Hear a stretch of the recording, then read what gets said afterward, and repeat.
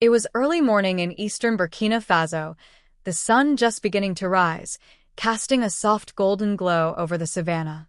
President Ibrahim Traoré stood beside his black SUV, sipping tea from a small metal cup, preparing to visit a rural youth center where hundreds of young people awaited his arrival. Speeches were drafted, and the rhythmic thump of drummers warming up echoed from the village square. But a problem loomed. They were running late. One of his closest advisors, a tall, wiry man named Malik, stepped forward, his voice steady but urgent. "Sir," he said, "if we take the main road, we'll arrive 2 hours late. There's a shortcut through the bush. Quiet, no towns. We'll be there in 40 minutes. Ibrahim raised an eyebrow, his gaze piercing. "Is it secure?" "Absolutely, sir." Malik nodded briskly. "Our team cleared it yesterday. I supervised it myself." Omar, a grizzled bodyguard with a scar across his cheek, stepped forward, his tone cautious.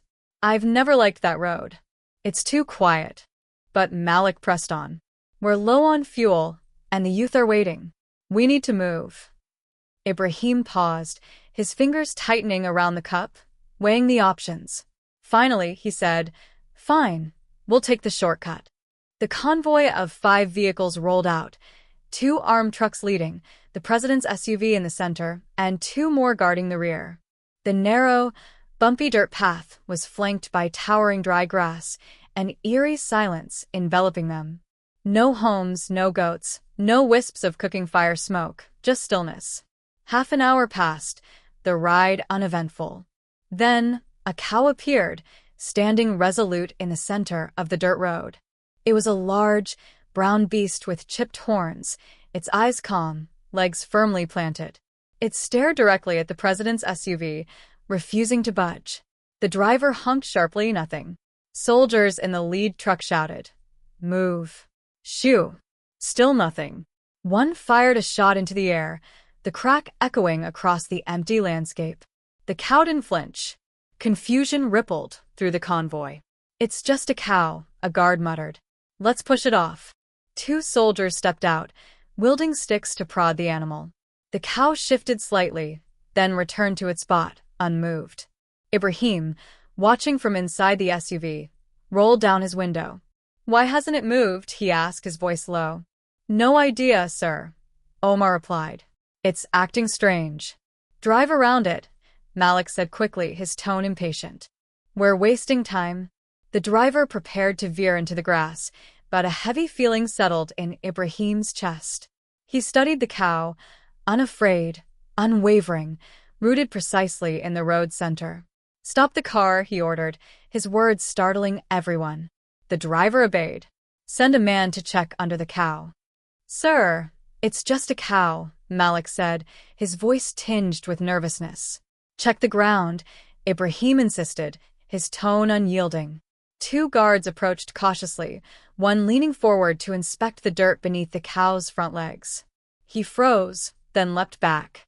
"Sir, there's something here." The convoy went rigid. Soldiers rushed forward. Half buried, inches below the cow, was a thin metal wire, barely visible. A soldier traced it, gasping. It led to a landmine. Not 1 but 3 hidden together. "Explosives," Omar shouted, panic breaking his calm. Gasps, yells, and radio chatter erupted. The road was a kill zone, meticulously prepared. And the cow, still standing, calm and watchful, had stopped them just in time. Ibrahim stepped out of the SUV, his eyes moving from the wire to the cow, then to Malik, whose face now betrayed unmistakable fear. Silence fell, heavy with tension. Soldiers secured the area, weapons drawn, radios buzzing. The discovery of 3 landmines buried beneath the dirt changed everything. Ibrahim approached the spot where the wire protruded, his expression unreadable. "We cleared this road yesterday," he said, turning to Malik, his voice cutting like a blade. "Yes, sir," Malik replied, sweat glistening on his forehead. "Our security team swept it. No signs of danger." Omar knelt beside the wire, examining the soil. "These were planted recently, very recently. Look at this boot print. The ground's still soft." This wasn't here yesterday morning. Ibrahim's eyes narrowed. Someone knew we'd take this road. Malik spoke hastily. Sir, maybe rebels planted them, hoping anyone would pass. Ibrahim didn't respond, his gaze fixed on Malik's twitching hands, evasive eyes. A realization hit. Malik had pushed for this route, too insistently. We were set to go through Bamako, Ibrahim said slowly. Why did you insist on this shortcut? I just thought we'd save time, Malik stammered. You said we were late. Omar, his hand now resting on his weapon, added, This road isn't on the official travel list. You claimed you personally oversaw the clearance, didn't you? Malik's throat bobbed as he swallowed. Yes, I did. Hassan, the commander of security operations, arrived on a motorbike with backup troops.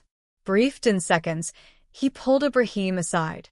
I don't trust him, Hassan whispered, nodding toward Malik. And you won't like what I found. What is it? One of Malik's private security officers was caught sending a location ping to an unknown number. We traced it. It connects to a satellite uplink owned by a foreign military contractor. Ibrahim's face turned to stone. He glanced at Malik, who was now pretending to scroll through his phone, his hands trembling. He led us to this road, Ibrahim said. And someone ensured there'd be mines waiting, Hassan added. Just then, a soldier near the cow shouted, It's moving. Everyone turned. The cow stepped aside, slowly, deliberately, and walked into the bush, as if its purpose was fulfilled. No one followed it. No one could explain it. But deep down, every man in the convoy felt it. That cow had saved their lives. This is more than luck, Omar said, his voice low. This is a message. Something bigger is at play. Ibrahim nodded, his expression resolute. Then he gave a chilling order. Search every inch of this road. Every root, every tree. Arrest Malik. Don't let him speak to anyone. Soldiers moved swiftly, grabbing Malik, who protested. Mr. President, I swear, I don't know anything. Ibrahim raised a hand, silencing him. You wanted me on this road. You told me it was safe. You promised it. He leaned closer, his voice a whisper. But that cow saved me before you could kill me. Malik's face went pale, his eyes wide with terror, as soldiers dragged him to the rear vehicle. Ibrahim turned to his men. We're not going to the youth center today. We're going to the truth. Someone wants me dead, and this is just the beginning. The convoy didn't proceed. Instead, it reversed slowly, cautiously, under full military escort. The mines were marked for disposal, and drones buzzed overhead, scanning for further threats. Back at the palace, a dark cloud hung over every room. President Ibrahim Traoré sat in silence, staring out a window, replaying every moment, the advisor's insistence, the cow's defiance, the landmine's deadly intent. This was no mere coincidence. It was a warning, a signal of something profound. At the intelligence headquarters in Ouagadougou, Malik sat handcuffed in a stark, cold room, sweat pouring from his temples. Hassan, the security commander, stood across a metal table, his eyes like daggers. We traced your phone, he said, spreading printed documents before Malik. You deleted your GPS history, but our system recovered it. 2 days ago, you stopped at the exact spot where the mine was found. What were you doing there? Malik shook his head, his voice unsteady. I was just checking the route, alone. Needed some air. Hassan slammed his fist on the table, making Malik flinch. Stop lying. Who paid you? Who told you to guide the president down that road? Malik said nothing, his lips pressed tight. Hassan gave a cold smile, switching on a screen. Grainy footage from a hidden village camera played, showing Malik at night, meeting a man in military boots, his cap pulled low, handing over a satellite phone. We recovered that phone from under your car seat, Hassan said. You forgot to destroy it. Malik's lips trembled. His resolve broke. They said they only wanted to scare him, make him afraid, easier to control, he whispered. They said it wouldn't kill him, just send a message. Who's they? Hassan demanded, leaning forward. Malik looked down, his voice barely audible. They hate him, you know. They hate that he's uniting Africa. They said if Traoré keeps rising, Western interests will fall. Hassan sat back, his face grim. And you sold your country for what? Dollars and fear? Malik had no answer, his head bowed in shame. Later that evening, Ibrahim sat in his office, a file spread before him. Photographs, maps, satellite phone logs, and a striking drone image, the cow standing calmly above the mine. He stared at it, lost in thought. Hassan entered, his expression serious. "We've confirmed it," he said. Malik was recruited by a foreign network, likely a military contractor linked to you-know-who. Ibrahim didn't look up. After a long pause, he asked, "Do we know where the cow came from?" Hassan shook his head. "We asked nearby villages. No one owns it. It doesn't match any herds. It just showed up and vanished when its work was done." Ibrahim smiled faintly. "It did its job." Hassan nodded slowly. "Sir, permission to speak freely?" "Go ahead. That was not just an animal. It was something else." Ibrahim gazed out the window, the city lights flickering in the distance. "I know," he said. "And I don't take it lightly." He stood, his voice firm. "Prepare a message. I want the world to know. Africa's path is not guided by fear. It is guarded by something greater, even if that something has 4 legs and horns." He smiled, a rare warmth in his eyes. Even then. 2 days later, whispers spread across Burkina Faso. Did a cow truly save the president? Was it luck or divine intervention? Who planted the bomb, and how deep did the betrayal run? Ibrahim, now back in Ouagadougou, moved through the palace halls with quiet purpose, his silence not fear but strategy. If Malik was the leak, who else was involved? Landmines required precise GPS coordinates, someone with intimate knowledge of the convoy's route. Ibrahim convened a secret meeting with Hassan, his cyber surveillance chief Aminata, and 2 trusted military officers. "Scan every device in the palace," he ordered. "Every phone, radio, signal, and staff record. We missed something." They worked through the night. By morning, a bombshell emerged. A tablet belonging to Lieutenant Yusuf, a security camera supervisor, contained hidden files, audio logs, text conversations, and a file labeled Hawk Trail V5. It held live tracking data of Ibrahim's vehicle, shared in real time until the cow blocked the road. "They were watching your movements like a video game," Aminata said, her voice tense. "Every turn." Under arrest, Yusuf confessed quickly. "They offered me a new life, money, a foreign visa. They said Traoré would be replaced, that it was already arranged." "Who's they?" Hassan pressed. Yusuf hesitated, then muttered, "People tied to security firms abroad." One was American, with a badge that read Brighton Global Support. Hassan's blood ran cold. The plot wasn't just internal, it was international. In his private quarters, Ibrahim opened his journal and wrote a single line. "They used my own to end me, but a greater force stood in their way." That night, Ibrahim announced a last-minute broadcast. Millions across Burkina Faso tuned in, as did viewers in Mali, Guinea, Niger, and even curious onlookers in France and the United States.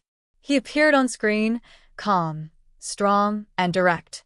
"This week, I was nearly killed," he began, "not by war or rebels, but by people in suits who smile while wiring our roads with explosives. They sent men into our palace, bought our brothers with foreign money, and plotted my death using my own convoy, my own advisor." He paused, letting the weight settle. "But they failed because a simple animal stood in the way, a cow. Yes, a cow stopped me. And when even nature refuses to let me fall, they'll face a deeper truth." He slammed his hand on the desk, his voice rising. "Burkina Faso is not a chessboard for outsiders. From this day, any foreign military base, contractor, or spy agency on our soil must leave." Gasps echoed through living rooms and public squares. "One last thing," he added, eyes narrowing. "I know your names. I have your messages. I won't just survive your plots. I'll expose them." He stood, and the Burkina Faso flag rose behind him as the screen faded to black. Across Africa, a lion's roar shook the air. The next day, chaos erupted beyond Africa's borders. But within Burkina Faso, pride surged like a wildfire. Social media exploded. Young artists painted murals of cows adorned with golden horns, poets hailed the divine cow of resistance, and children reenacted the scene in schoolyards. In Bamako, Conakry, and Niamey, the story spread like lightning. The West brought technology. We had dust, prayers, and a cow. But in the shadows, far from Ouagadougou, anger brewed. In a high-security boardroom of a private military contractor, 3 men watched Ibrahim's broadcast on repeat. An American in a sharp suit slammed the table. He wasn't supposed to survive. We cleared that road, tracked him live. How does a cow ruin a $3 million operation? A British man leaned forward, his voice low. There's only one explanation. We underestimated him. They pulled out new plans, this time aiming for something quieter, more final. Back in Burkina Faso, Ibrahim worked in silence, barely sleeping more than 4 hours a night. He studied enemy patterns, reviewed every name, every message, every security flaw. He confided in Hassan, "The cow bought us time, but it didn't stop the storm. We must strike before they do." In the city of Kédougou, a young cattle herder arrived at a local mosque with a peculiar tale. He told the imam that one of his cows had vanished for 2 days, returning with a patch of burned hair on its leg and red paint smeared on its horns. "I think it was the one from the President's Road," he whispered. Word reached Ibrahim, who ordered the cow brought to the palace under full guard, not to parade it, but to study it. The lab results were astonishing. Traces of human blood, old and dried, not from the cow itself. Had someone bled near it, tried to harm it, or failed to move it? Hassan delivered fresh intelligence. "Sir, we've intercepted chatter. They're planning to enter again, not with mines or drones, but with infiltration, a diplomat, a handshake, a gift." 3 days later, a foreign peace delegation arrived, for officials with polished smiles, bearing a box of gifts from their embassy. Books, electronics, and custom tea from the Alps. But hidden inside the tea box was a slim black device with an injection needle, identical to a poison pen plot, designed to be concealed under a bracelet. A simple touch during a handshake would inject a lethal drop, stopping a heart in 60 seconds. Ibrahim, forewarned, was ready. As the delegation sipped cold drinks in the palace conference room, the doors burst open. Soldiers poured in, guns drawn. "Nobody move," they shouted. The 4 diplomats froze. One reached for his pocket, but was slammed to the ground. The bracelet was seized, its injector exposed, and the truth confirmed. This was no peace mission, but a final assassination attempt. One of the detained men, under pressure, broke. "We tried everything," he confessed, his voice shaking. "Pressure, bribery, landmines, injections, but he always survives." How? How does he always survive? Hassan looked at him, his gaze steady. Because he fights for people, not power. And sometimes, even animals join him. Ibrahim stood in the room, silent, his presence commanding. The plot was foiled, the conspirators exposed, but he knew the war wasn't over. Power attracts enemies, and enemies adapt.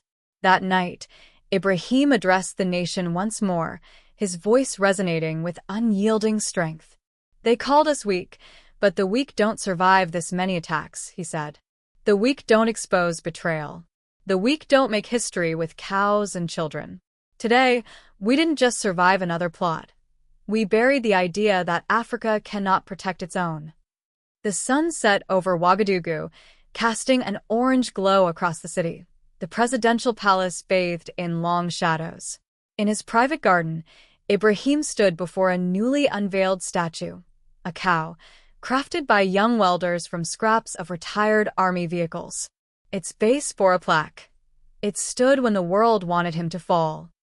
The next day, Ibrahim held a private meeting with only 5 attendees: Hassan, Aminata, his intelligence chief Karim, and 2 spiritual leaders. "What we face now is no longer just physical," he began. "It's psychological, a war of pressure, bribes, fear, and infiltration." One of the imams nodded. "That cow, sir, didn't just block a mine. It revealed the snakes hiding in your palace. Karim added, "The people trust you more than ever, but the enemies aren't done. We need to prepare."